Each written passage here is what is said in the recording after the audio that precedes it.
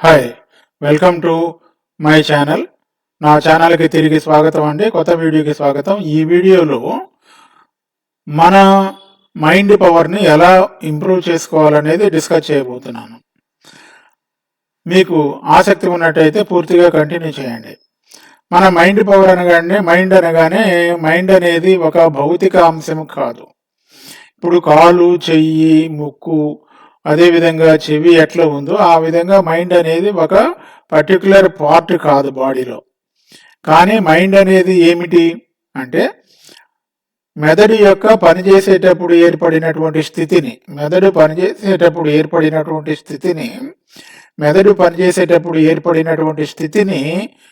Mind అంటాం.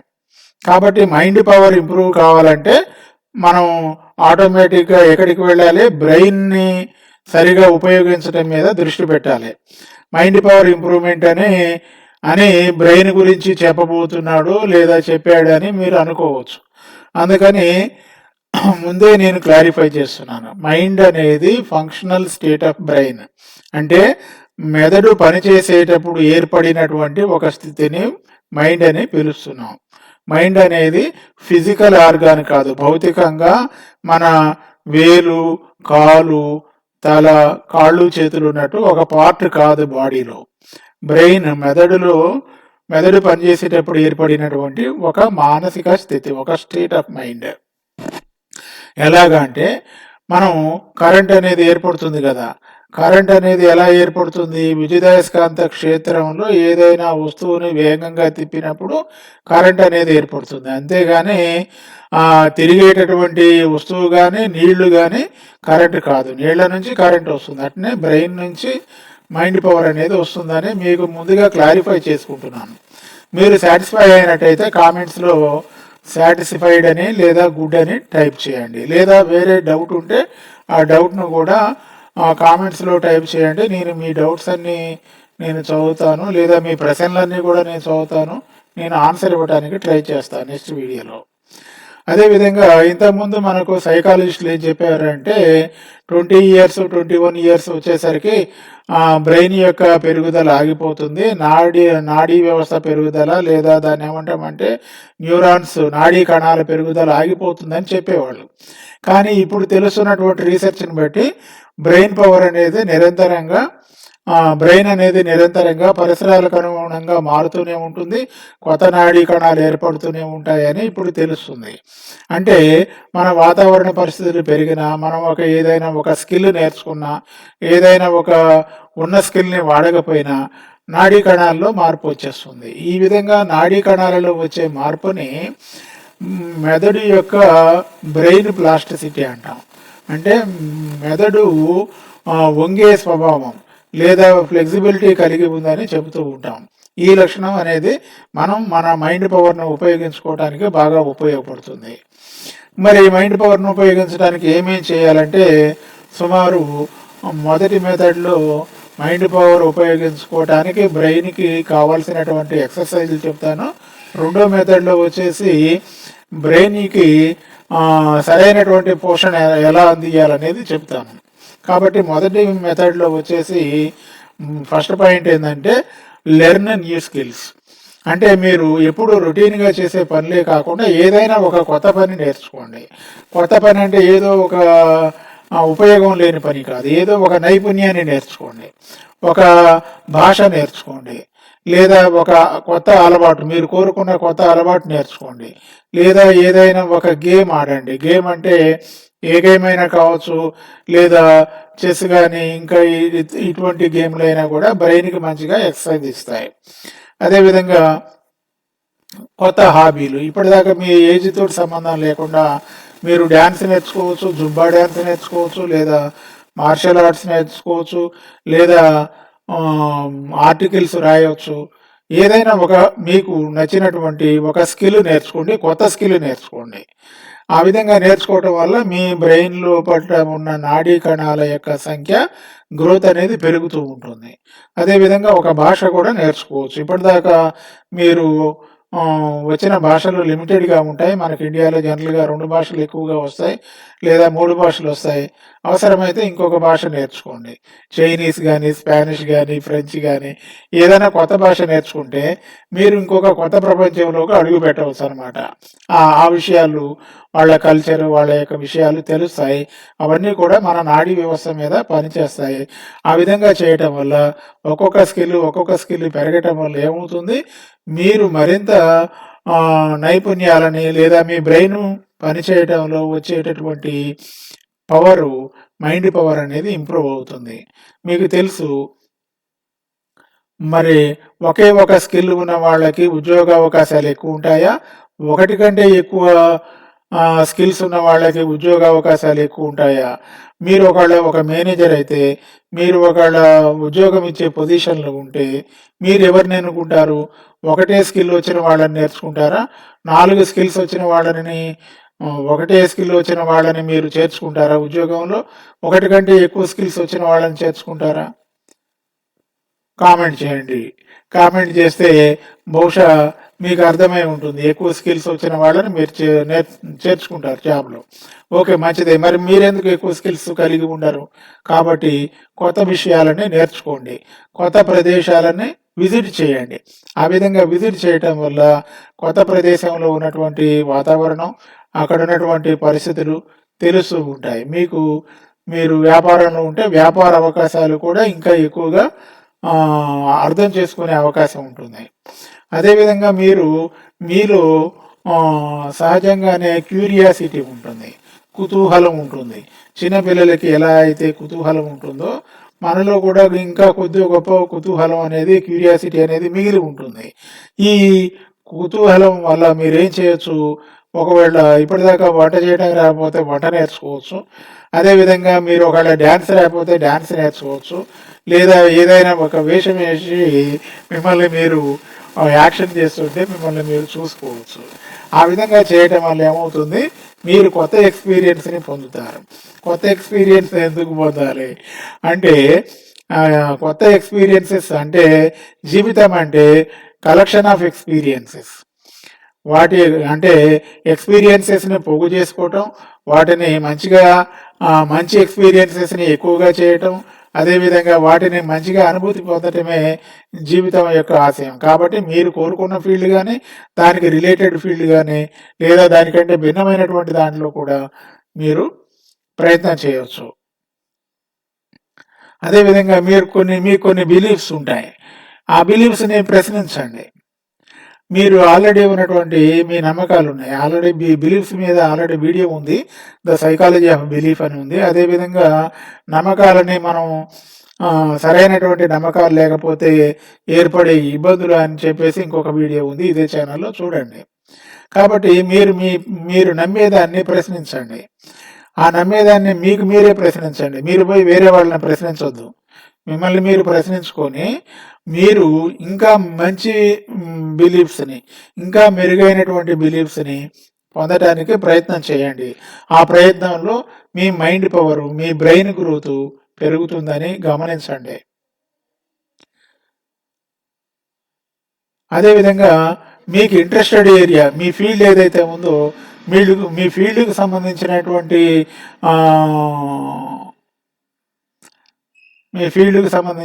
దాంట్లో ఉన్నటువంటి బుక్స్ని అమెజాన్కి వెళ్ళండి, ఆర్డర్ చేయండి. వాటిల్లో మీ స్కిల్స్ పెరగడానికి ఏమైతే బుక్స్ ఉన్నాయో వాటిని ఆర్డర్ చేసి వాటిని చదివే ప్రయత్నం చేయండి. అదేవిధంగా ఇప్పటిదాకా మీకున్నటువంటి ఆలోచనలని సవాలు చేయండి. మీరు ఇప్పటిదాకా గూడు కట్టుకున్నటువంటి మీ ఆలోచనలు సరైనవేనా? ఇప్పుడు ఉన్నటువంటి ప్రస్తుత ప్రపంచంలో, పోటీ ప్రపంచంలో, మారుతున్నటువంటి పరిస్థితుల్లో అవి సరిపోతాయా? మీరు వాటిని ఇంకా డెవలప్ చేసుకోవాలనేది మీరు గమనించండి. అవసరమైతే ఇంకా ఎక్కువ స్కిల్స్ కోసం సెమినార్స్కి అటెండ్ కాండి, లేదా ఒక కోచ్ని ఆశ్రయించండి. అదేవిధంగా ఇంకా కొన్ని సులభమైన పద్ధతులు ఉన్నాయి. మనకి ఈనాడు పేపర్లో కానీ ఇంకా మిగతా పేపర్లలో, సాక్షి పేపర్, వీటిల్లో ప్రతిరోజు కానీ వారానికి ఒక రోజు కానీ క్రాస్ వర్డ్స్ వస్తాయి. హిందూలో కూడా ఇండియన్ ఎక్స్‌ప్రెస్‌లో క్రాస్ వర్డ్స్ అని పజిల్స్ వస్తాయి. సుడోకు పజిల్స్ వస్తాయి. ఆ పజిల్స్ నింపడానికి ప్రయత్నం చేయండి. ఆ విధంగా సండే బుక్స్‌లో కూడా పజిల్స్ వస్తూ ఉంటాయి. ఆ పజిల్స్ నింపటం వల్ల మీ బ్రెయిన్ అనేది మరింత యాక్టివ్‌గా మారుతుంది. అదేవిధంగా అవసరమైతే మీరు ఆన్‌లైన్‌లో గేమ్స్ ఉంటాయి. ఆ గేమ్స్‌ని కూడా ప్రయత్నం చేయొచ్చు. కానీ దానికి ఎడిక్షన్ కావద్దని నా యొక్క మనవి. అదేవిధంగా మీరు మీ గోల్స్‌కి రిలేటెడ్ విషయాలుంటాయి. ఏదైతే కోరుకున్నారో మీ గోల్స్‌కి సంబంధించినటువంటి విషయాలుంటాయి గదా! మీ గోల్స్‌కి సంబంధించిన విషయాల మీద సమాచారాన్ని కేంద్రీకరించి, ఐడియాస్‌ని, ఫ్యాక్ట్స్‌ని కేంద్రీకరించి వాటిని ఆహ్, వాటిపైన ధ్యాస ఉంచండి. వాటిని ఎక్కువ డెప్త్ తోటి అధ్యయనం చేయండి. అదేవిధంగా మీరు లైఫ్ లాంగ్ లెర్నింగ్‌కి కమిట్మెంట్ తీసుకోండి. మీరు బతికినంత కాలం, నేను బతికినంత కాలం నేను నా గ్రోత్‌కి కట్టుబడి ఉంటాను. I am a constant learner అని మీరు కట్టుబడి ఉండండి. అదేవిధంగా కామెంట్స్‌లో టైప్ చేయండి. మీరు ఎక్కడైనా మీటింగ్‌కి వెళ్తే, ఆ మీటింగ్‌లో ట్రైనింగ్ సెషన్ గానీ, సెమినార్ గానీ, మీటింగ్ గానీ వెళ్తే, ఆ ట్రైనింగ్ సెషన్‌లో చెప్పిన విషయాలని మీరు నోట్స్ తీసుకోండి. నోట్స్ రాసుకోండి. చాలామంది నోట్స్ రాస్తారు. కానీ ఆ నోట్స్‌ని రివ్యూ చేయరు. ఆ నోట్స్ రాస్తారు, తీసుకొస్తారు, పక్కకు పడేస్తారు. మళ్ళా బయట పడేయరు, చెత్తలో పడేయరు. అదేదో బంగారంలాగా దాచిపెడతారు. కానీ మీరు ఆ నోట్స్‌ని అప్పుడప్పుడు అందులో ముఖ్యమైన విషయాలను రాశారు కదా! ఆ ముఖ్యమైన విషయాలు మీ వ్యక్తిగత జీవితానికి కానీ, లేదా ఉద్యోగ జీవితానికి కానీ ఉపయోగపడతాయి కదా! వాటిని అప్పుడప్పుడు పరిశీలించండి. అదేవిధంగా మీరు ఇంకొక ముఖ్యమైన విషయం ఏందంటే మనం బాహ్య ప్రపంచానికి సంబంధించిన సమాచారం అంతా మన 5 జ్ఞానేంద్రియాల ద్వారా సేకరిస్తాము. ఈ 5 జ్ఞానేంద్రియాలలో మనం ఏదో ఒకటి డామినేట్‌గా వాడతాం. అయితే చూపుకు సంబంధించిన విషయాలు గానీ, వినికిడికి సంబంధించిన విషయాలు గానీ, అనుభూతికి సంబంధించిన విషయాలు గానీ, ఏదో ఒకటి ఎక్కువగా డామినెంట్‌గా వాడతాం. కానీ మీరు ఇక నుంచి ఈ వీడియో చూసిన తర్వాత ఇక నుంచి మీరు ఏదైనా విషయాన్ని నేర్చుకునేటప్పుడు, వినేటప్పుడు, అనుభూతి చెందేటప్పుడు అన్ని సెన్సెస్‌ని ఉపయోగించండి. అన్ని సెన్సెస్‌ని ఉపయోగిస్తే మీ అనుభవం ఎలా ఉంటుంది? సపోజ్ సినిమా చూసారా? అన్ని సెన్సెస్ ఉపయోగించండి. సినిమాలో అన్ని సెన్సెస్ పెడతారు. కానీ మీరు కూడా ఉపయోగించడం ప్రయత్నం చేయండి. అంటే smell, taste, visuals, sounds, feelings అన్నీ కూడా మీరు ప్రాక్టీస్ చేయండి. ఆ విధంగా ప్రాక్టీస్ చేయటం వల్ల మీరు కలెక్ట్ చేసినటువంటి సమాచారం బలంగా స్టోర్ చేయబడుతుంది. అప్పుడు మీ మీ బ్రెయిన్‌లో ఉన్న న్యూరల్ కనెక్షన్స్ గ్రోత్ ఎక్కువగా ఉంటుంది. అంటే విజువల్, ఆడిటరీ, కైనెస్థెటిక్, ఆల్ఫాక్టరీ, గస్టాటరీ 5 రకాలైనటువంటి సెన్సెస్ వస్తుంటే 5 రకాలైనటువంటి జ్ఞానేంద్రియాలు పనిచేస్తాయి. మెదడులో కూడా 5 జ్ఞానేంద్రియాలకి వేరు వేరు పాయింట్స్ ఉంటాయి. సెన్స్ ఒక ఏరియాలో ఉంటుంది, సౌండ్ ఒక ఏరియాలో ఉంటుంది, ఫీలింగ్ ఒక ఏరియాలో, స్మెల్ ఒక ఏరియాలో, టేస్ట్ ఒక ఏరియాలో ఉంటుంది. ఆ ఏరియాస్ అన్నీ కూడా యాక్టివ్గా మారతాయి. అక్కడ కొత్త న్యూరల్ కనెక్షన్స్ ఏర్పడతాయి. కాబట్టి న్యూరల్ కనెక్షన్స్ పెరుగుతున్నాయి అంటే మీ బ్రెయిన్ పవర్ పెరుగుతున్నట్టుగా అర్థం. అర్థమైందా? ఓకే. మీకు అర్థమైతే ఆ విషయాన్ని కామెంట్స్‌లో టైప్ చేయండి. తర్వాత రెండో మెథడ్ ఏందంటే మనం మొదటి దాంట్లో మనం ఏం చేసాము? కొన్ని విషయాలు నేర్చుకున్నాం. రెండోది ఏంటంటే నర్చరింగ్ యువర్ బ్రెయిన్. మీ బ్రెయిన్‌ని సరిగ్గా ఫీడ్ చేయాలి. మనం చాలాసార్లు మన బాడీకి ఫీడ్ చేస్తాం. మన బాడీకి అవసరమైనటువంటి పోషకాలని మనం రోజు తీసుకుంటాం. గుడ్డు కానీ, పప్పు, సాంబారు లేదా వేరు వేరు రకాలైన కూరగాయలు ఇవన్నీ తీసుకుంటాం. అవన్నీ మన శరీర పోషణకు ఉపయోగపడతాయి. బ్రెయిన్ పోషణకు కూడా ఉపయోగపడతాయి. కానీ శరీరానికి అలంకారానికి మనం వేరు వేరు రకాలైనటువంటి డ్రెస్సెస్ వేసుకుంటాం. అదేవిధంగా అనేక ఎలక్ట్రానిక్ గూడ్స్ వాడతాం. మొబైల్ కానీ ఇంకా రకరకాల హెడ్ ఫోన్స్ కానీ వాడతాం. అయితే మనం మన బ్రెయిన్‌ని కూడా, మన మైండ్‌ని కూడా ఫీడ్ చేయాలి. బ్రెయిన్‌ని ఫీడ్ చేయాలి, మైండ్‌ని కూడా ఫీడ్ చేయాలి. ఆ విధంగా ఫీడ్ చేయటంలో ఉన్నటువంటి అవకాశాలని ఇప్పుడు మనం డిస్కస్ చేయబోతున్నాం. అయితే మీరు గమనించండి. మనం కొంతమంది ఏం చేస్తారు, ఆల్కహాల్ గానీ, స్మోకింగ్ కానీ, నెగెటివ్ థింకింగ్ కానీ వాళ్ళలో ఉంటాయి. మరి వీళ్ళు మరి స్మోకింగ్‌ని కంటిన్యూ చేయాలా? వద్దా? అనేది మీ చాయిస్. ఒకవేళ మీరు స్మోక్ చేస్తే. ఆల్కహాల్ తీసుకుంటే ఆల్కహాల్ కన్జంప్షన్ ఉండాలా? వద్దా? అని మీరు ఎన్నుకోండి. అది మంచిదా? కాదా? ఆరోగ్యానికి మీకు తెలుసు ఆల్రెడీ. కాబట్టి ఇది గమనించండి. ఒకవేళ మీరు మంచిదే అనుకుంటే, ఆల్కహాల్ మంచిదనుకుంటే, మీకు కారు గానీ, టూ వీలర్ గానీ ఉంటే దాంట్లో కూడా కొద్దిగా ఆల్కహాల్ పోయండి. ఏమైతది? స్మోకింగ్ మంచిదనుకుంటే, ఆ స్మోక్ కూడా కొద్దిగా పెట్టండి. మీ బండికో, కారుకో కొద్దిగా స్మోక్ పెట్టండి ఇంజన్‌లో. ఏమైతది? కాబట్టి స్మోకింగు, అదేవిధంగా ఆల్కహాలు, నెగెటివ్ థింకింగ్ ఇవన్నీ కూడా మన శరీరానికి ప్రమాదకరమైనవి. ముఖ్యంగా స్మోకింగ్, అదేవిధంగా ఆల్కహాల్ మన శరీరానికి సరైనటువంటివి కాదు. శరీరాభివృద్ధికి ఉపయోగపడేవి కాదు. ఇక నెగెటివ్ థింకింగ్ ఉంది కదా! నెగెటివ్ థింకింగ్ అనేది మైండ్ పవర్‌కి సంబంధించింది. ఇది చాలా ప్రధానమైనటువంటి శత్రువు. ఈ శత్రువుని అందరూ కూడా గెలవాలి. అందరూ ఈ శత్రువు మీద పోరాటం చేయాలి. ఈ శత్రువు మీద పోరాటం చేయటం అంటే మీరు నెగెటివ్ థాట్స్‌ని ఎంకరేజ్ చేయకుండా ఉండాలి. అంటే ఆ శత్రువుకి మీరు ఆశ్రయం ఇవ్వకుండా ఉండాలి. ఆ శత్రువుని మీ యొక్క ఆలోచనలోను, మీ ఫీలింగ్స్‌లోను, మీ చైతన్యంలోను ఆ నెగెటివ్ థాట్స్ అనేవి రాకుండా చేయాలి. మనం చూడాల్సిందే. మనకు ఎవరైనా కీడు చేస్తున్నారా? మంచి చేస్తున్నారా? మనకు ముందు గొయ్యి ఉందా? నుయ్యి ఉందా? చూడాల్సిందే. కానీ నెగెటివ్ థింకింగ్ అంటే మనం గతంలో కానీ, భవిష్యత్తు గురించి కానీ బాగా టెన్షన్ పడ్డాం. లేదా ఊహాజనితమైనటువంటి విషయాల పట్ల మనసు మరలా ఆకర్షింపబడతాం. ఎవరైనా మనల్ని కించపరిచారని, మన అవకాశాలని దోచుకున్నారని బాధపడటం. ఇవి లేకుండా చూసుకోండి. తర్వాత నెక్స్ట్ పాయింట్ మనం కొద్దాం. నెక్స్ట్ వచ్చేసి మన బ్రెయిన్‌ని సరిగా పనిచేసేటట్టుగా ఉండటానికి కొన్ని పోషకాలు అవసరం. మన బ్రెయిన్ పెర్ఫెక్ట్‌గా ఉండాలంటే కొన్ని రకాలైనటువంటి ఫుడ్స్ కావాలి. ఉదాహరణకు ఒమేగా-3 ఫ్యాటీ యాసిడ్స్. ఇవి వాల్నట్స్‌లోను, ఫిష్‌లోను ఉంటాయి. అదేవిధంగా ఆకుకూరలు, అదేవిధంగా నట్స్. ఈ ఆకుకూరలు లేదా గింజల్లో ఉన్నటువంటి వాటిలో ముఖ్యమైనది మెగ్నీషియం. ఈ మెగ్నీషియం కూడా మన శరీరానికి, బ్రెయిన్‌కి కూడా అవసరం. అదేవిధంగా వెజిటబుల్స్‌లో వచ్చేసి యాంటీ ఆక్సిడెంట్స్ ఉంటాయి.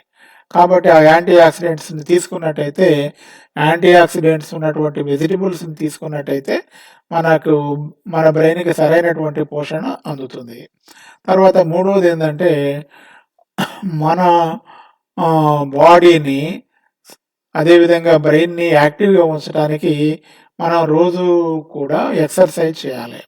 కనీసం 20 మినిట్స్ నుంచి 40 మినిట్స్ వాకింగ్ కానీ, లేదా వేరు ఎక్సర్సైజ్‌లైనా చేయొచ్చు. ఎక్సర్సైజ్ చేయటం వల్ల ఏమవుతుంది, మనలో కొన్ని హార్మోన్స్ రిలీజ్ అవుతాయి. ఈ హార్మోన్స్ అనేవి మనల్ని మంచిగా హాయిగా ఉంచేటట్టుగా చేస్తాయి. అదేవిధంగా స్ట్రెస్ లెవెల్‌ని తగ్గిస్తాయి. మన యొక్క జ్ఞాపక శక్తిని పెంచుతాయి. కాబట్టి తప్పకుండా మీరు ఎక్సర్సైజ్ చేయండి. అదేవిధంగా వాకింగ్ చేసినట్టయితే వాకింగ్ అనేది వేగంగా చేయండి. వేగంగా స్పీడ్‌గా నడవటాన్ని బ్రిస్క్ వాకింగ్ అంటాం. అదేవిధంగా సైక్లింగ్, ఒకవేళ సైకిల్ తొక్కే అవకాశం ఉంటే సైకిల్ తొక్కండి. వారానికి కనీసం 2 రోజులైనా 20 మినిట్స్ అట్లా సైకిల్ తొక్కినా, బ్రిస్క్ వాకింగ్ చేసినా కూడా మన యొక్క శరీరానికి మంచిగా ఉంటుంది. తర్వాత నెక్స్ట్ పాయింట్ ఏంటంటే సరిగా నిద్రపోవడం. చాలా మందిలో ఉన్నటువంటి ఒక ప్రాబ్లం ఏంటంటే నిద్రపోరు. నిద్రపోకుండా ఉండటానికి కారణం ఏంటంటే, ఒకటేమో నెగెటివ్ థింకింగ్. దాని నుంచి పారిపోవడానికి ఏం చేస్తారు? సోషల్ మీడియాని ఆశ్రయిస్తారు.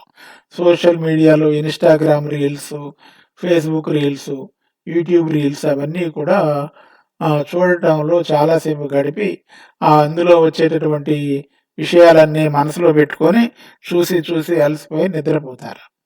ఆ విధంగా నిద్రపోయినప్పుడు సోషల్ మీడియాలో వచ్చే వేరు వేరు రీల్స్ అన్నీ కూడా వేరు వేరు రకాలైనటువంటి ఎమోషన్స్ కలిగి ఉంటాయి. వాటిలో వచ్చే వాటిల్లో ఉన్న ఎమోషన్స్ చాలా సార్లు మీ గోల్స్‌కి మీ జీవిత లక్ష్యానికి సంబంధించినవి కావు. కాబట్టి అవి మీకు హాని చేస్తాయి. ఎందుకంటే మీరు నిద్రపోయినప్పుడు అటువంటి విషయాలన్నీ కూడా తీసుకొని మీరు మనసులో పెట్టుకొని నిద్రపోతే అవన్నీ మీ సబ్‌కాన్షియస్ మైండ్‌లో మల్టిప్లై అయ్యి మరలా తెల్లవారి మనసంతా ఫ్రెష్‌గా లేకుండా వికారంగా తయారవుతుంది.